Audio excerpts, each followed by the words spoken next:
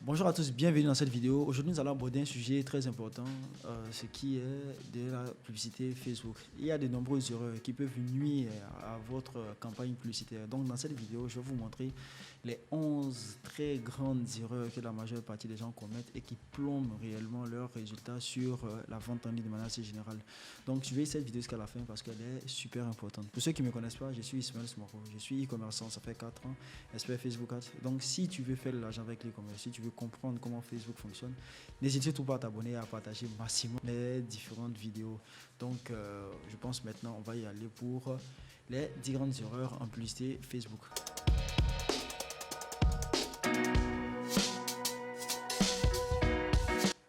Comme je l'ai dit au départ de la vidéo, on va voir ensemble les 10 grandes erreurs qui nuisent la performance de vos différentes publicités. Donc, la première erreur que je vois assez constamment, c'est que les gens ils changent beaucoup de plateformes. Ça, c'est pas une erreur de Facebook, c'est une erreur en publicité.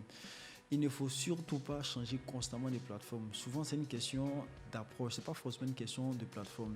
Prenez une plateforme et essayez de la comprendre suffisamment. Vous allez voir qu'avec ça, plus vous comprenez votre plateforme, plus vous allez pouvoir faire des publicités plus efficaces et pouvoir convaincre beaucoup plus de personnes. Donc, le fait de changer constamment de plateforme n'est pas assez profitable. C'est quelque chose qui peut être très préjudiciable lorsqu'on est la majeure partie du temps dans la vente en ligne.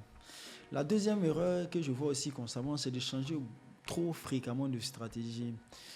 Il faut savoir une chose, c'est que souvent, une stratégie n'est pas testée suffisamment pour pouvoir décider si cette stratégie fonctionne ou ne fonctionne pas. Quelqu'un peut tester peut-être la stratégie sur c'est pas le temps auquel vous avez stratégie.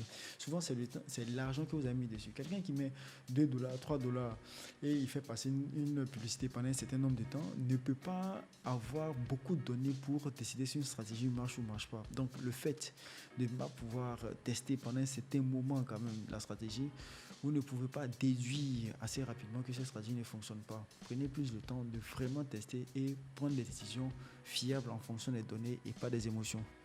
La troisième erreur que je vois, c'est de lancer des campagnes publicitaires avec un minimum. Quand je dis un minimum, c'est le fait de ne pas tester beaucoup d'angles. Quand on fait de la publicité sur Facebook, on parle des hypothèses, c'est-à-dire des différents angles sur lesquels les gens peuvent interagir. On parle d'abord avec des hypothèses en se mettant à la place des gens. Mais le fait de lancer des publicités, ça permet de confirmer certaines hypothèses ou pas. Et celles qui ne sont pas confirmées, on peut juste les désactiver. Donc, faire des campagnes publicitaires Facebook et se limiter à un petit nombre de campagnes, c'est-à-dire une campagne, un ensemble de publicités ou bien une créative ou bien deux créatives, c'est carrément se tirer dans le bal, dans le pied. Aujourd'hui, pour faire une campagne, il faut au minimum souvent 2 à 3 ensembles de publicités, mais en plus de ça, il faut beaucoup de créatives. C'est en fonction de cela, vous pouvez voir si vraiment votre publicité fonctionne ou ne fonctionne pas. Donc, ne faites pas des campagnes avec un minimum. La quatrième chose aussi, c'est de ne pas changer de contenu publicitaire. Il y a des gens, on peut percevoir qu'ils utilisent le même contenu publicitaire pendant longtemps. Ça, c'est aussi une très grande erreur.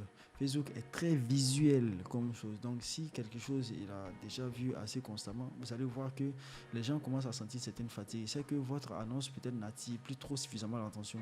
Donc, ce que vous devez faire, c'est de changer constamment d'annonce. Mais si vous trouvez une annonce qui est winner, comme on le dit, vous pouvez le laisser pendant longtemps en train de commencer à tourner, mais pas aussi, parce qu'à un certain moment, les gens ne remarquent même plus l'annonce en question. Donc, vous pouvez toujours en train de tester de nouvelles annonces et quand vous allez les confirmer, vous allez passer peut-être en stade de faire passer ça pendant un certain moment. C'est-à-dire que le fait de garder constamment la même annonce peut être assez préjudiciable aussi pour vos campagnes publicitaires. La cinquième erreur, c'est de ne pas différencier l'offre de ses concurrents. Souvent, il y a des gens qui vont copier les offres ou bien le concurrent fait telle offre, ils vont aussi faire pareil. Sur Facebook, ce qui est le plus important, c'est d'abord se démarquer que par les images, par les offres, par sa manière de faire, par ce qui le différencie. Donc, ne copiez pas les offres. Vous allez penser que peut-être c'est quelque chose qui peut vous arranger. Vous avez vu une offre peut-être qui fonctionne quelque part. Essayez de vous inspirer, mais ne copiez pas. Parce que quand c'est comme ça, vous allez, comme je l'ai dit tantôt, vous allez mettre balle dans le pied, vous allez voir une sous-performance de votre publicité. Donc, ne copiez pas les annonces, ce n'est pas une très bonne idée. La sixième chose que j'ai remarqué, c'est de ne pas changer, c'est-à-dire de ne pas faire une variation de hook. Les hooks, c'est les débuts de vidéo.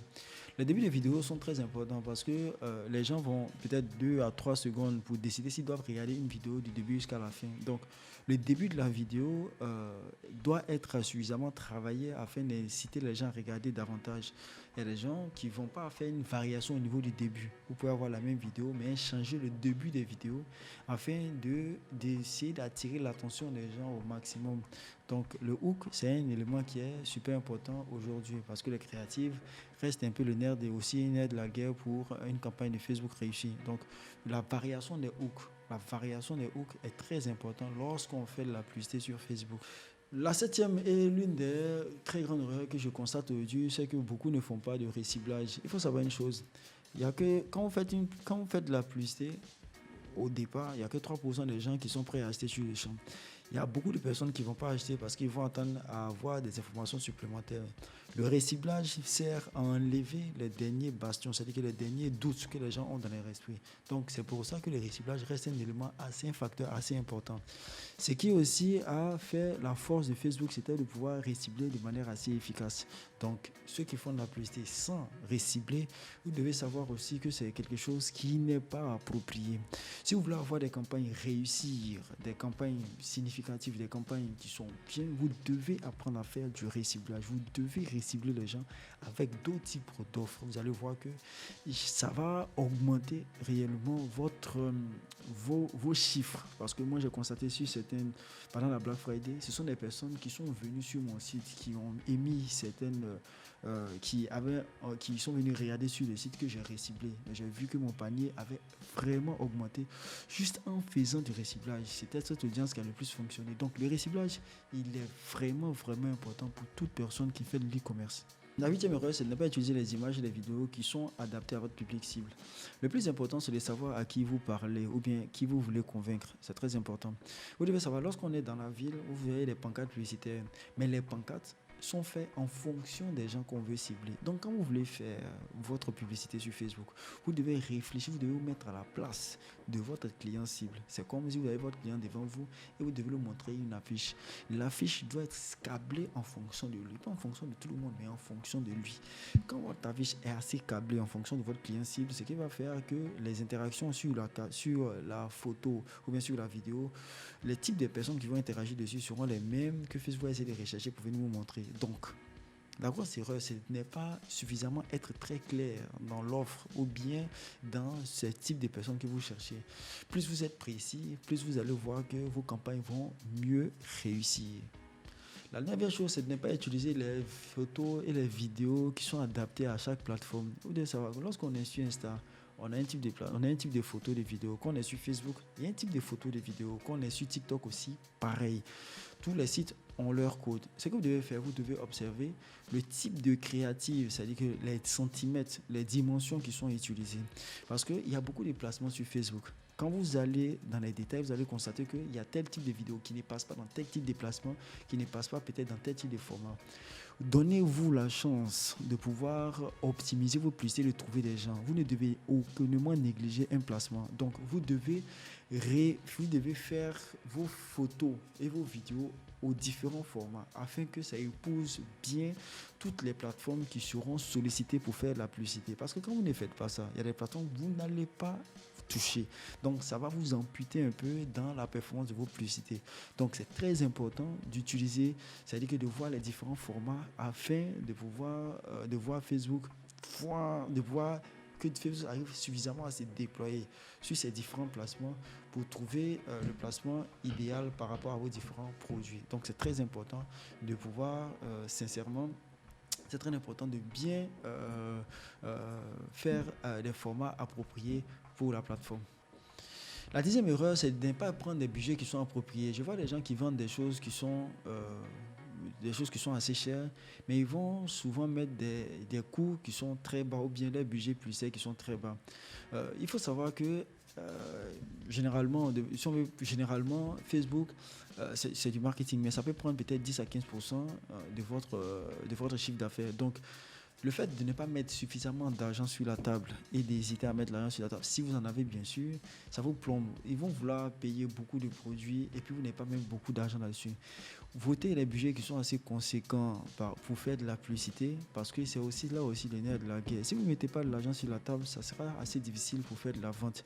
Il y a beaucoup qui veulent mettre les $10 et veulent générer les 10 millions, ce qui est impossible lorsqu'on fait de la publicité. Donc, mettez un budget quand même assez confortable pour pouvoir tester beaucoup de choses parce qu'avant de trouver les choses, il va falloir dépenser quand même un peu pour, comme je l'ai dit, attester certaines hypothèses ou pas. Donc, un petit budget, ça peut faire que peut-être vous n'allez pas pouvoir, je dirais, faire beaucoup de... C'est-à-dire que vous n'allez pas pouvoir tester énormément pour voir ce qui marche, ce qui ne marche pas. Donc, un budget confortable est très important. La 11e erreur et la dernière, c'est bien le fait de scaler. Le scaling, j'ai remarqué ici que beaucoup ne scalent pas en Afrique. Ils se contentent de faire une publicité et aussi ils laissent la publicité telle qu'elle lorsque ça performe. Le scaling permet de toucher beaucoup plus de personnes. C'est vrai, ça touche beaucoup plus de personnes. Il y a le scaling qui est horizontal, vertical. Le fait de scaler aussi, ça permet généralement d'augmenter aussi ses ventes significativement. Mais beaucoup, quand ils font de la publicité, ils se rendent compte qu'ils pensent que tout le monde a vu leur publicité. Or, souvent, c'est qu'une petite portion des gens qui ont vu leur publicité. Quand on teste petit, mais ça nous permet de vérifier nos différentes hypothèses. Quand on a ces hypothèses-là, on est conforme avec ce qu'on fait, on augmente le budget pour toucher encore plus de personnes pour voir si l'hypothèse qu'on avance tient la route. Si c'est le cas, vous allez constater que vous faites plus de ventes et significativement, vous allez faire rentrer bien évidemment plus d'argent. Donc, n'hésitez surtout pas à scaler. Si vous voyez, ce sont les 11 erreurs que j'ai constatées fréquemment chez les gens, dans leurs comptes, chez les publicités que moi-même je faisais et tout ça. Et j'ai décidé de les partager. Essayez de toujours revoir parce que c'est des choses que les gens font constamment. Si vous suivez à la lettre les différentes choses que j'ai dit, il n'y a pas de raison pour laquelle vos publicités ne fonctionnent pas. Essayez de suivre ça de près, vous allez voir que vous allez avoir des campagnes beaucoup plus réussies. J'espère que cette vidéo vous aura aidé encore une fois. Ça m'a fait plaisir de vous partager cela. N'hésitez pas aussi à vous abonner et à partager mes différentes vidéos. Et aussi, si ceux veulent savoir, si entre vous, des gens veulent savoir comment lancer une puissance en 2023, j'ai mis une vidéo aussi en fonction de cela. Donc, à très bientôt pour d'autres vidéos.